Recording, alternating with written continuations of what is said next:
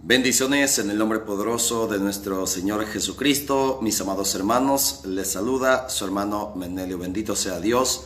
Y vamos a nuestro tercer video sobre esta serie de enseñanza para los discípulos y misioneros de Jesucristo. Hemos dicho, amado, en el primer video, los procesos para llegar a ser un discípulo verdadero de Jesucristo. Proceso, amado, porque nadie es discípulo de Jesús de un día para otro. Debemos pasar los procesos adecuados. Mis amados hermanos, también para ser discípulos de Jesucristo necesitamos tenerlo a Él como nuestro maestro. Y ahora nuestro tercer tema para los servidores del Señor Jesucristo es el discípulo, el ser del discípulo de Jesús. ¿Cuál es la esencia del discípulo de Jesucristo? ¿Qué tiene que ser la esencia del sacerdote, del diácono, la esencia de los predicadores, de los coordinadores, ministros de la palabra, de la Eucaristía, catequistas, todos los miembros activos de la iglesia de Jesucristo, mis amados hermanos, tiene una esencia, y esa esencia tiene que configurarse con su maestro, pues cualquier discípulo siempre trata de imitar a su maestro, hablar como su maestro, tener el conocimiento de su maestro, caminar como su maestro. Bendito sea el santo nombre de Dios. Y eso vamos a conocer hoy, amado, como el discípulo del Señor Jesucristo, cuál es nuestra esencia, nuestro ser, nuestra vida. Pues, ¿por qué encontramos en la palabra de Dios en San Mateo en su capítulo 26, versículo 73, cuando Pedro estaba entre los enemigos de Jesús en el Sanedrín?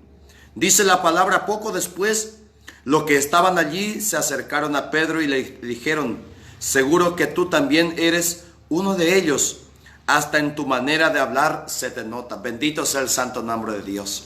Pedro, tú eres uno de ellos, tú eres uno de Jesucristo, pues hasta en tu manera de hablar se te nota. ¿Cómo hablaba Pedro? Es muy idéntico como Jesús habla. ¿Cuál era el lenguaje de Jesucristo? La palabra de Jesús para el leproso era palabra de sanidad. Para la prostituta, palabra de misericordia. Para los que estaban muertos, palabra de resurrección. Para los endemoniados, palabra de libertad. Jesús tenía su propio lenguaje. Pedro hablaba igual que su maestro. Así también tú y yo, mis amados hermanos, siendo discípulos de Jesucristo, debemos seguir los procesos, llegar hasta la plenitud de ser como nuestro Maestro Jesucristo, que la gente nos pueda reconocer como seguidor del Señor Jesucristo. En la palabra de Dios encontramos en San Mateo en su capítulo 10, en el versículo 25, cómo es un discípulo de Jesucristo.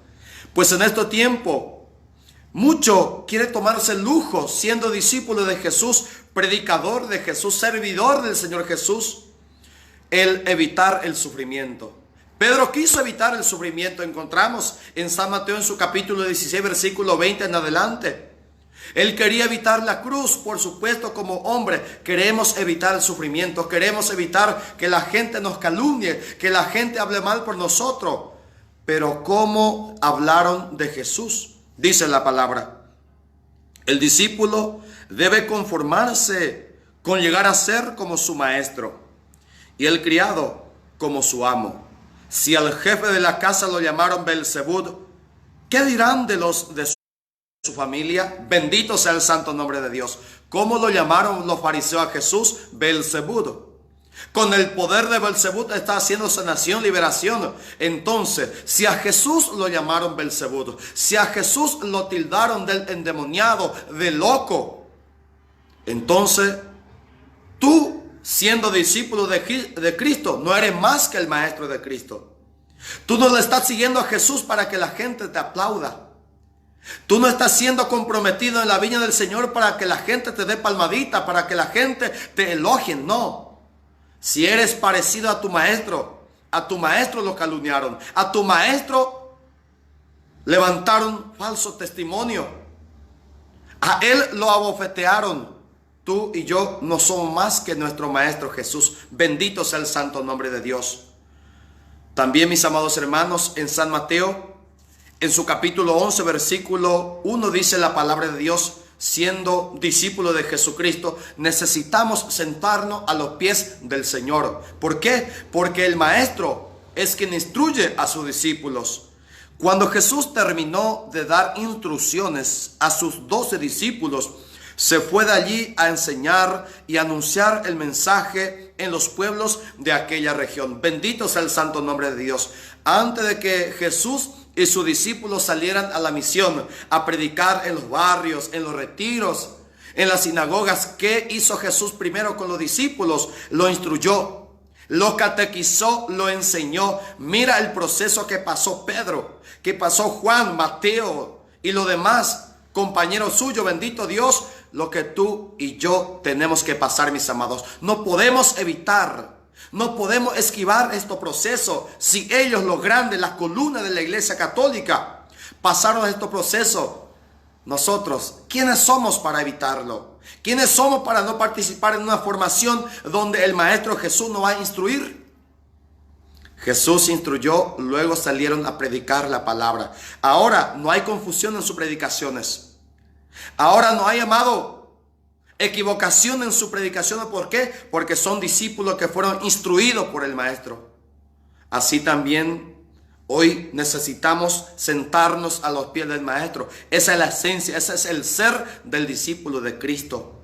Además dice la palabra en San Mateo, en su capítulo 12, versículo 49, la palabra de Dios: si somos discípulos verdaderos de Cristo, somos familiares del Señor Jesucristo. Pero para ser familia de Jesús hay un requisito. ¿Cuál es ese requisito para ser miembro de la familia de Cristo?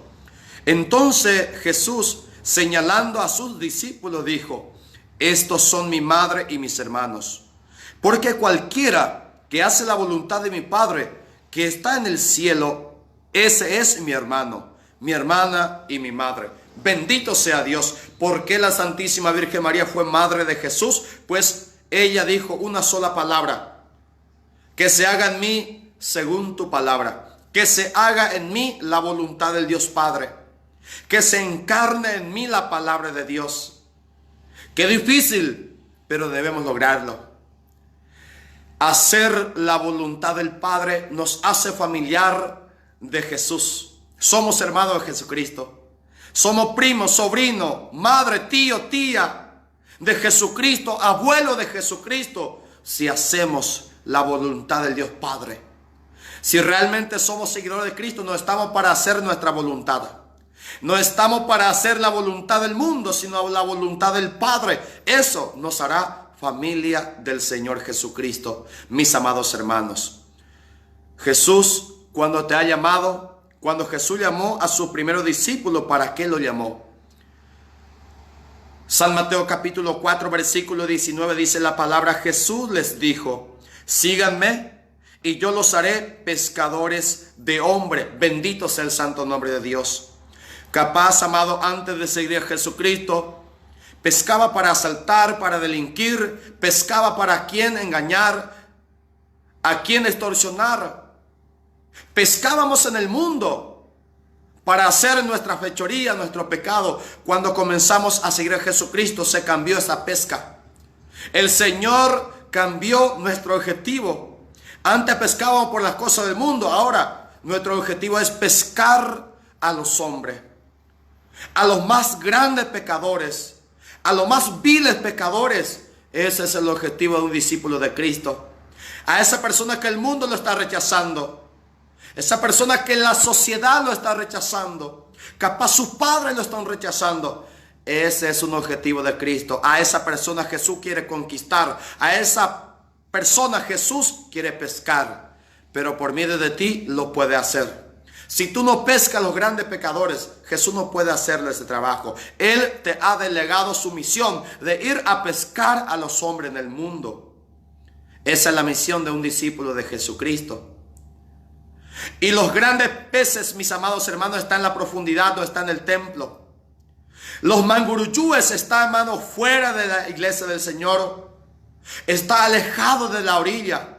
Necesita que la barca, que la iglesia tome remo y puede remar mar adentro, como Jesús le ha dicho a Pedro. ¿Para qué? Para sacar a esos peces que están en lo más profundo de la oscuridad, que esa vida oscura, que esa vida pecaminosa en lo más profundo del mar, necesita que la iglesia, que la barca vaya y lo pueda sacar de ese lugar. La palabra de Dios dice, mis amados hermanos, en San Mateo, en su capítulo 26, versículo 20, ¿cuál es la relación de Jesús con sus discípulos? Tú, siendo discípulo de Jesucristo, no debes sentirte extraño a Él, ni lejano de Él. ¿Por qué? Porque Jesús tiene un trato confidencial con sus discípulos. Jesús tiene un trato especial con los catequistas, con los predicadores, con los sacerdotes, con los obispos, con el Papa. ¿Por qué? Porque cada vez que los discípulos de Cristo se va junto a su maestro, Jesús lo trata diferente. Capaz muchas veces usted no siente ese aspecto de Jesucristo, el trato diferencial de Jesús, es porque muy pocas veces lo está visitando en un santísimo, en la mesa donde dice la palabra en Mateo 26, 20. Cuando llegó la noche, Jesús estaba a la mesa con los 12 discípulos. Bendito sea el santo nombre de Dios.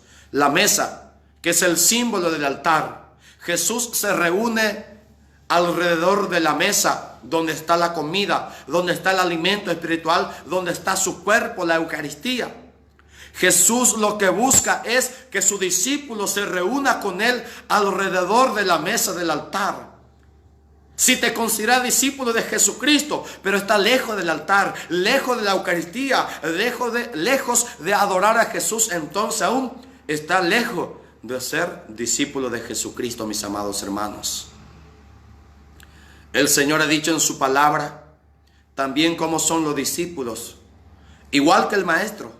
En San Mateo, en su capítulo 11, versículo 29, el Señor Jesucristo nos invita a esto.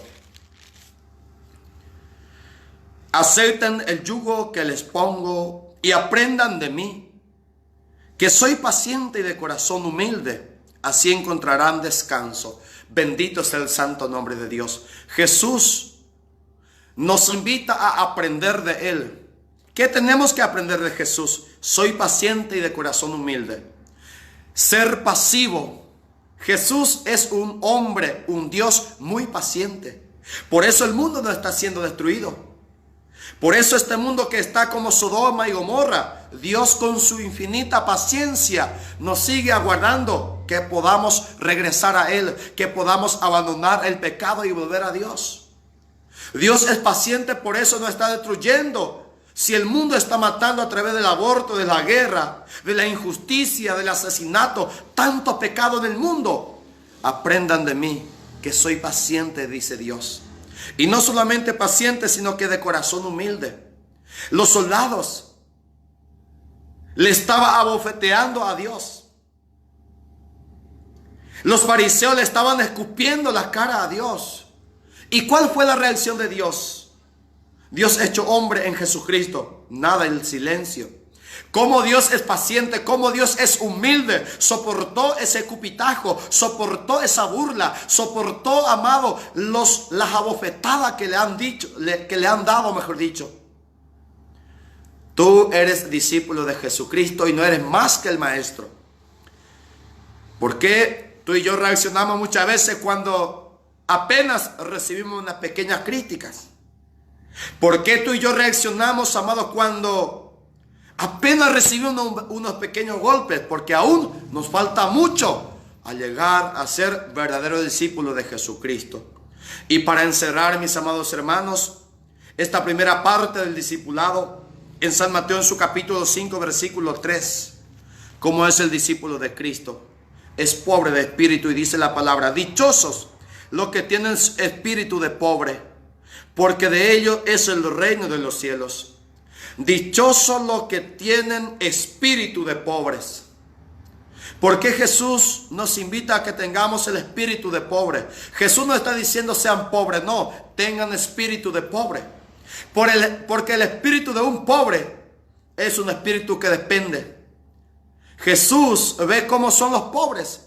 Los pobres ni siquiera tienen acceso a un hospital, entonces tienen que acudir a Jesús para que los sane. Los pobres no tienen acceso a un supermercado, entonces tienen que acceder a Dios, a buscar a Dios, a pedir a Dios, a confiar en Dios. Los pobres, mis amados hermanos, no tienen acceso a la salud, a los medicamentos, entonces busca a Dios. Los pobres no tienen acceso a la justicia, entonces confía solamente en Dios. Por eso el Señor nos dice para que tengamos un espíritu de pobre, es decir, un espíritu que dependa totalmente de Dios y no de las cuentas bancarias. Que no dependa de los políticos, de los corruptos, de los hombres, sino tener espíritu de pobre es depender totalmente de aquel que lo puede todo.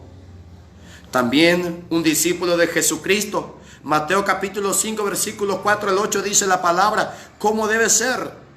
Es manso, pacífico, limpio de corazón. Dichosos los que sufren, porque serán consolados. Los discípulos de Jesucristo no viven en un pétalo de rosa. Los discípulos de Jesucristo no viven en el monte Tabor en todo tiempo. Muchas veces dichoso, ¿por qué? Porque está sufriendo. Si eres discípulo de Cristo, está sufriendo carencia de alimento, carencia de trabajo y muchas otras cosas. Dichoso que tú estás sufriendo. ¿Por qué? Porque serán consolados. Dichosos los humildes, porque heredarán la tierra prometida.